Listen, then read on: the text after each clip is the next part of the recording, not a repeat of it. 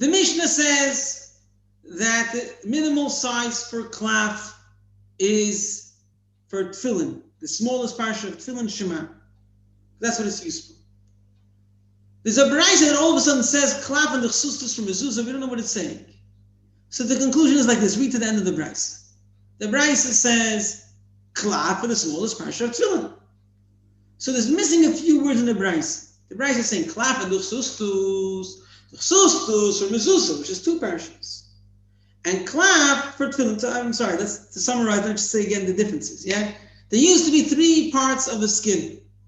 They used to prepare the entire full piece of skin into a type of parchment that was called gvil. They would then tear it apart in half, and then the outside part where the hair was called klaf, and the inside part where it was closer to the meat was called the chsustus. And Allah Moshe Sinai was that you write Sefer Torah on gvil on the full parchment, tefillin on klaf on the outside part, and mezuzah on the chsustus on the inside part. Right? Says the Mishnah, based on that, klaf, the outside part, you measure it by the smallest parsha of tefillin. Says the brayso, based on that, if you have the chsustus, you measure it by mezuzah. Came Rav and said a statement, klaf and the chsustus are equal. For some reason, we assumed he means to say you could write tefillin on the chsustus. The problem is, if you could write tefillin on the chsustus, so why does the Mishnah and the brayso both say that you measure the chsustus by mezuzah? I mean, the brayso clearly that you measure the chsustus by mezuzah. If you can write tefillin on it, measure it by smaller measurement. It's already significant.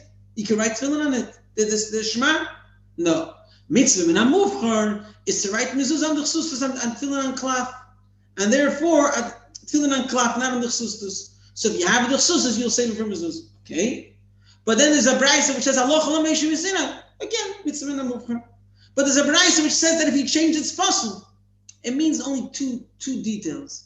If you wrote the mezuzah, when you write each on the klaf and the chsustus, you have to write it on the slit, on the part where it's divided. The klaf closer to the meat and the chsustus closer to the hair. So it's trying to tell you if you wrote the mezuzah on the opposite side of the chsustus, or if you wrote it on the klaf, even on the proper side, on the outer side, on the hair side, it's possible. But what about the tefillin? It's still kosher, even if you wrote it on the chsustus. That's one option. Or there's a Tana which says that machshir, after the brayso quotes that if you change both, it's possible. He says machshir. So we're going to learn that machshir means only in one case, tefillin on the chsustus. It's not so smooth, but that's what we wanted to accept. Says Rav Papa, I have a better brayso. A brayso which we don't know, it's like a cryptic brayso, just one quote. It says if you wrote it on gvil, klaf, or the chsustus, it's kosher. What could it be? Could it be mezuzah? Rav just said that tefillin can be written on the chsustus, not the other way around. So it can't be mezuzah. So it must be tefillin. So 1 second, tefillin can be written on gvil? I wonder reason you can't write it on gvil. So it must be Sefer Torah. So you have no proof for anything. Okay, fine. But we have another brayso which says that if you have an old Sefer Torah, an old tefillin, you cannot use it for mezuzah. If you have the Shema on the bottom and you write the mezuzah on the bottom, or if you have from the tefillin shel yad when you cut out the bottom half, you can't use it for mezuzah because you're lowering the kedusha. But it's written on different parchments. Sefer Torah on gvil, tefillin on klaf, and mezuzah on the chsustus. Okay, we already know that Sefer Torah can be written on anything. Fine. But tefillin? So we see that tefillin can be written on the chsustus. And let's say we're talking about Sefer Torah and tefillin written on the chsustus, and they want to make from it the mezuzah. So it supports Rav. Says the Gemara, no. I have a clear brayso which says that there's an opinion of a Tana that you can write mezuzah on klaf. And not only that, for technical reasons, he preferred that. I guess although Allah Moshe Sinai is mitzvah min hamuvchar, I guess already in those days, they didn't do the chsus to such good quality. And therefore, he said, technically today, practically, the mitzvah min hamuvchar is to write it on klaf. So we have a clear Tana which says that. If I have a clear Tana and I have a brayso which is unclear, I'll fit it to the clear brayso. And I'll say that the mezuzah can be written on klaf and not tefillin on the chsustus.